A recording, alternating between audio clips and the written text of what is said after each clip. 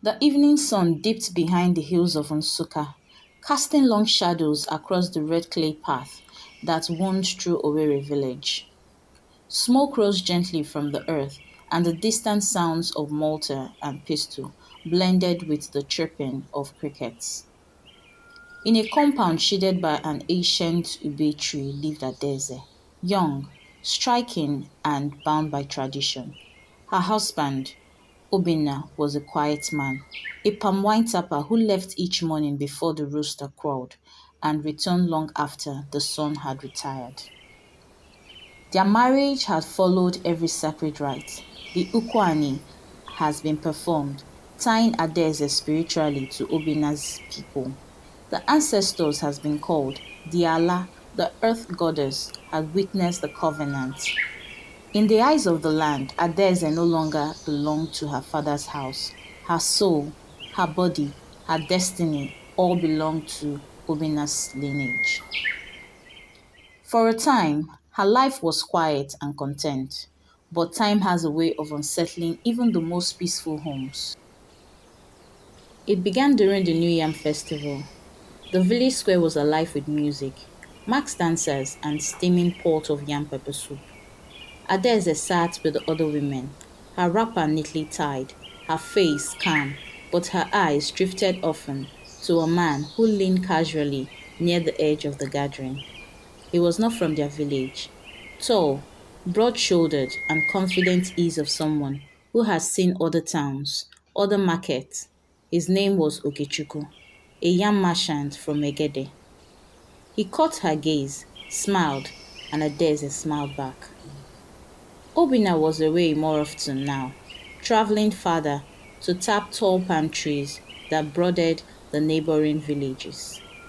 Adaeze, alone most days, went to the market to sell her potatoes and firewood.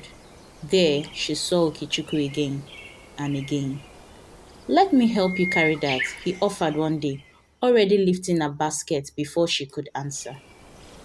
It was not heavy, she replied, but she didn't stop him. Soon, the visit became frequent, too frequent. Women in the market began to whisper. One old woman, Nneka, the pepper seller, muttered under her breath, "A married woman should know where not to look." Adaeze ignored them, but the land does not ignore. It was a warm night, the kind of night when the moon stays hidden behind clouds, and even the crickets fall silent. Adaeze sat outside, alone. Her compound was still, save for the flickering lantern beside her. Then came a soft knock at the back gate. She didn't move. Knock, knock. She opened it. Okechukwu stepped in without a word. He smelled of roasted yam and danger. "I shouldn't have come," he said, though his eyes said otherwise. "You shouldn't," she echoed, yet didn't ask him to leave. What happened that night was brief, stolen, and wrong. But even before dawn, she knew something in her had shifted. The land has seen. 3 days later, she awoke drenched in sweat, her stomach twisting. She could not eat. Her eyes sank. Her laughter vanished. Obinna returned home and found her crawled beneath the ube tree, pale and shaking. They brought herbs. They prayed, but nothing worked. One evening, her mother-in-law came into her hut, sat beside her and whispered, "What have you done, Adaeze?"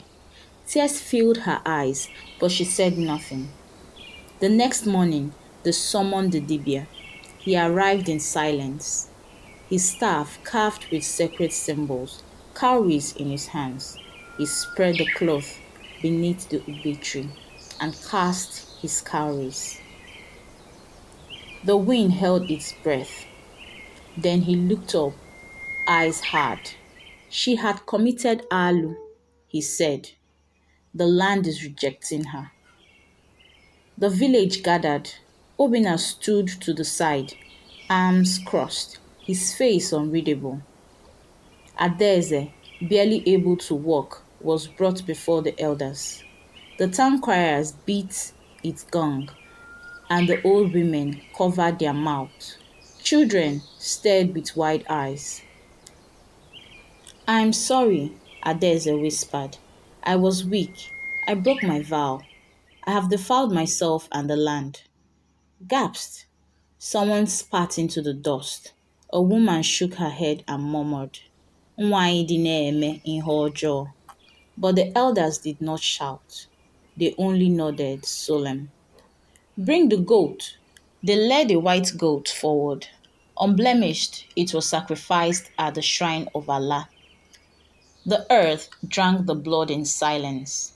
Adaeze was taken to the sacred stream. There she was bathed in bitter herbs by the woman of her husband's clan. She drank a dark concoction said to purge the soul. For 7 days, she was not allowed to speak, to cook, or to touch any living thing. On the eighth day, she returned. Another goat was slaughtered for peace. Libation was poured. She was cleansed. But forgiveness is not always a feeling. It is sometimes just a fact. Obinna allowed her to stay, but the air between them was cold. Adaeze spoke little. She no longer attended dances. When she walked through the village, eyes followed her, not with admiration, but with memory. Yet she lived, and the land was once calm. Years passed. The story of Adaeze became legend, told in low tones by mothers to daughters. Do not forget, they would say. Once you are given in marriage, the land ties itself to your spirit. If you betray it, it will betray you.